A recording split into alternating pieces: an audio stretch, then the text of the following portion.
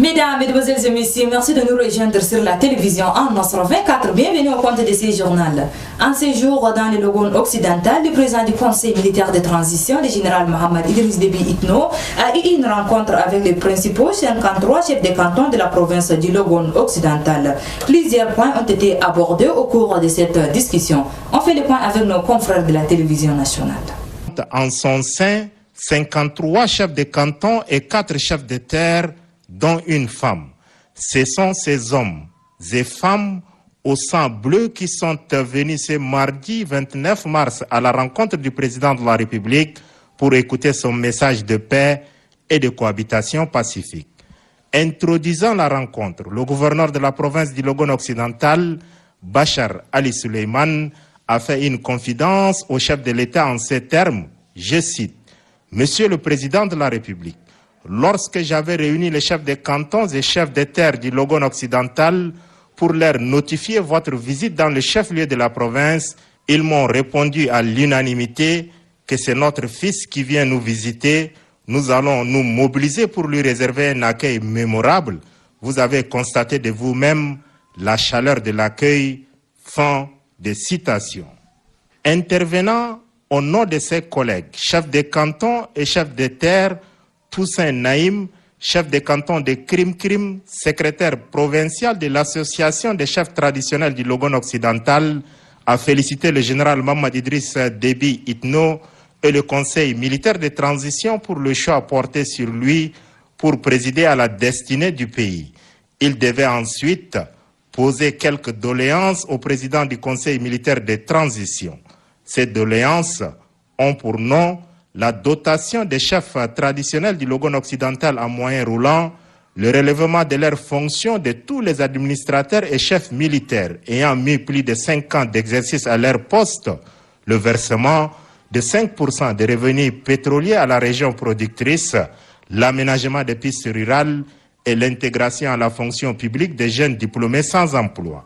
Enfin, les chefs des cantons du Logone occidental, par la voix de leurs représentants, se sont félicités de la réhabilitation du chef de canton de Mbalkabra, réhabilitation intervenue par un acte signé du président du Conseil militaire de transition la veille de son déplacement sur Moundou. S'agissant des doléances posées, le chef de l'État, le général Mohamed Idriss Déby Itno, a randonné les autorités traditionnelles du Logone occidental à la rencontre de ce mercredi 30 mars. Chemin faisant, le président de la République s'est félicité de l'accueil qui lui a été réservé à son arrivée à Moundou. Je suis fier d'être tchadien parce que je suis accueilli par des Tchadiens enthousiastes qui aiment leur pays, a-t-il déclaré.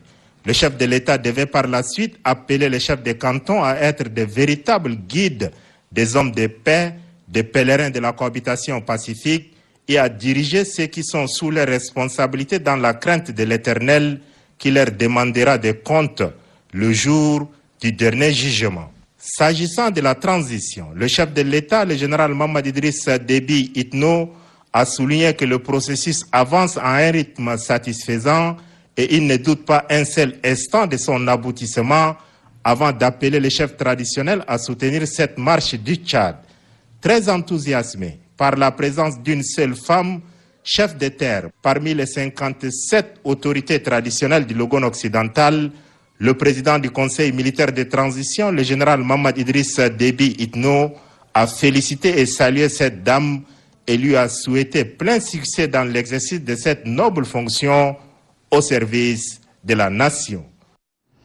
Peu avant de quitter Moundou, le président du Conseil militaire de transition, le général Mohamed Idriss Déby Itno, a rencontré les différentes corporations du Logone occidental. Le respect de l'autorité de l'État, la cohabitation pacifique ou encore le projet et programme au profit de la province ont été au menu des échanges. Retrouvons une fois de plus nos confrères de la télévision nationale. Dans sa diversité et sa pluralité qui étaient représentées à cette rencontre du chef de l'État avec les représentants des différentes corporations. Chacun des chefs de canton, leaders religieux, représentants des associations des éleveurs, des agriculteurs, opérateurs économiques, responsables des femmes et des jeunes, forces de défense et de sécurité, autorités administratives, responsables politiques, ceux de la société civile, conseillers municipaux et délégués des arrondissements veulent écouter de vive voix et sans intermédiaire le message du président du Conseil militaire de transition, le général Mohamed Idriss Déby Itno. Plantant le décor de la rencontre, le gouverneur Bachar Ali Suleiman a présenté sa circonscription administrative avant de porter à la connaissance du président de la République quelques difficultés qui ralentissent son épanouissement. Il s'agit entre autres du récurrent problème d'électricité, du manque des moyens roulant aux autorités administratives, l'accès à l'eau potable et la matérialisation des couloirs de transhumance pour contenir le sempiternel conflit agriculteur-éleveur. Le conseiller national de transition, Bayoumde Nate Djonadji Alain, a au nom des filles et fils du Logone occidental félicité le chef de l'État pour deux actes majeurs qu'ils n'oublieront jamais. Il s'agit de la réhabilitation du chef de canton de Balkabra et l'acquittement par la justice et la nomination le même jour de leur fils Ndjerassem Lebe Madial au poste de ministre du pétrole. Dans un mémorandum présenté par Madame Bayoundam Régine, les filles et fils de la province sollicitent entre autres du chef de l'État leur pleine implication dans la gestion de la chose publique, l'opérationnalisation de la centrale électrique à gaz naturel, du complexe de laboratoire du Logone et la mise sur pied du comité de gestion devant gérer les 5% octroyés à la région productrice, dont le premier brut remonte selon elle à 2014. Répondant à ces doléances, le général Mohamed Idriss Déby Itno a instruit les ministres présents à la rencontre de relever de leurs fonctions tous les administrateurs et chefs militaires ayant mis plus de 3 ans d'exercice à leur poste. Outre les deux groupes électrogènes d'une capacité totale de 4,5 MW, le président de la République annonce la mise en marche de la centrale électrique à gaz naturel de Moundou dans un délai n'excédant pas 3 mois. Cette centrale injectera 7 MW dans le circuit énergétique. Aussi, le gouvernement réglera-t-il les dettes des transporteurs et fournisseurs de la coton-Tchad à hauteur de 2,6 milliards de francs CFA. Le chef de l'État annonce également la relance de tous les chantiers aux arrêts dans le Logone occidental. S'agissant de la tenue du dialogue national inclusif, le président du Conseil militaire de transition, le général Mohamed Idriss Déby Itno, confirme que la date officielle du 10 mai retenue pour le démarrage des travaux sera respectée. Homme de paix et de dialogue, le chef de l'État a appelé les ressortissants du Logone occidental à prêcher partout où ils passent la paix, la cohabitation pacifique et l'harmonie sociale. En sécurité, la gendarmerie de Clé-Simon a présenté ce 31 mars 2022 plus d'une trentaine de présumés malfrats accusés de différents délits. À la presse, c'était en présence du général Marcel Djoïta Onati et plusieurs cadres de la gendarmerie. Donatien Rakindang nous fait le point. Ils étaient 38 présumés malfrats répartis dans différentes catégories de délits qui ont été appréhendés par la gendarmerie de N'Djamena et des provinces. Parmi ces présumés malfrats figurent 5 voleurs de motos, des consommateurs et trafiquants de drogue, des voleurs de motos. Des objets saisis sont entre autres 8 sacs de 100 kg de produits prolatés, 15 motos, des armes et tant d'autres. Le porte-parole de la gendarmerie, Abderrahman Agar, a déclaré que la gendarmerie continuera à faire ses preuves en matière de sécurité.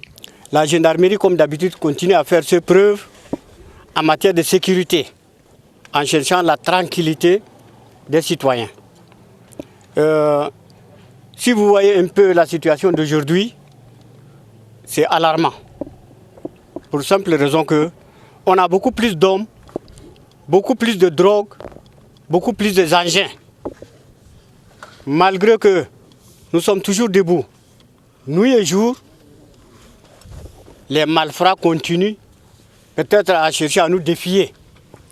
Mais comme je le disais toujours, la gendarmerie est encore mieux outillée pour traquer ces mauvaises intentions.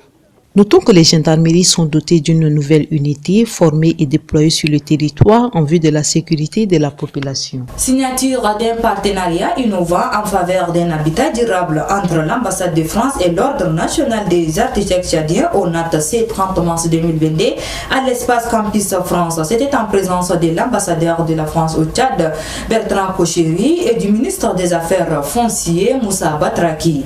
La présidente de la NAT, Hayat Ndiaye, a exprimé les motifs de cette collaboration. Suivez, elle est au micro de notre reporter Donatien Narakina.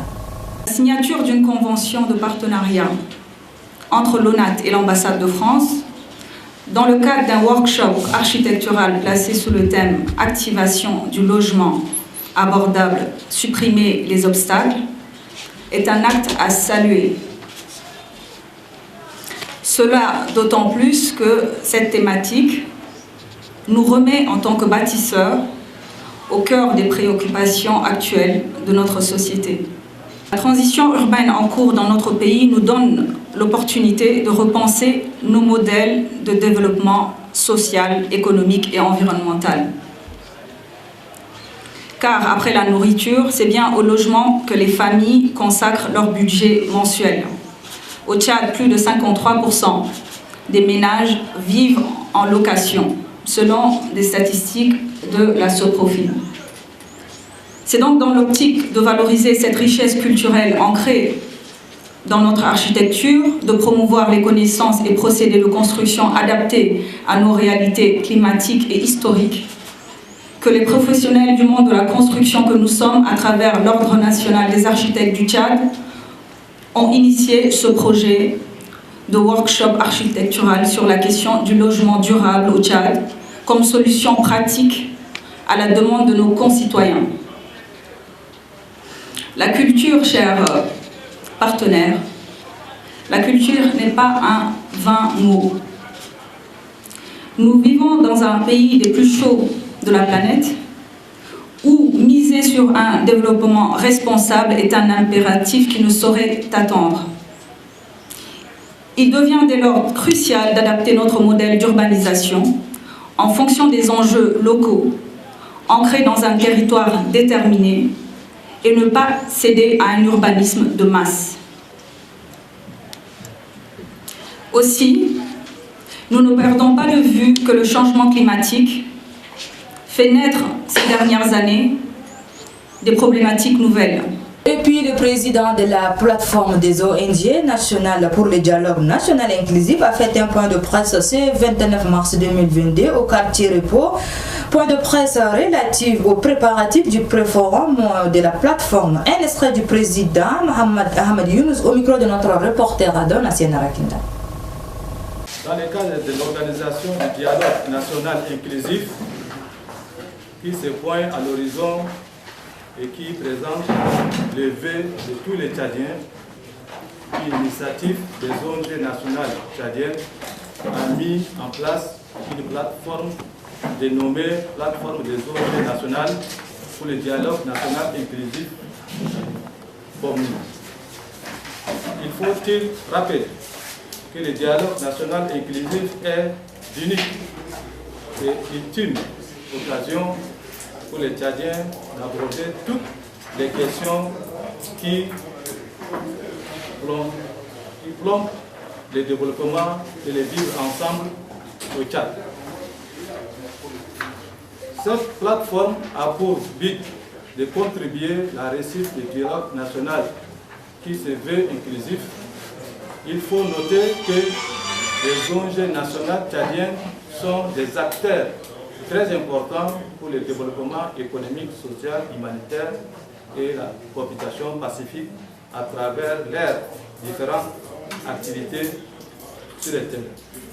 Sur ces referme cette édition. Merci de l'avoir suivi. Au revoir et à la prochaine. Bon suite de programme sur la télévision en 24. Au revoir.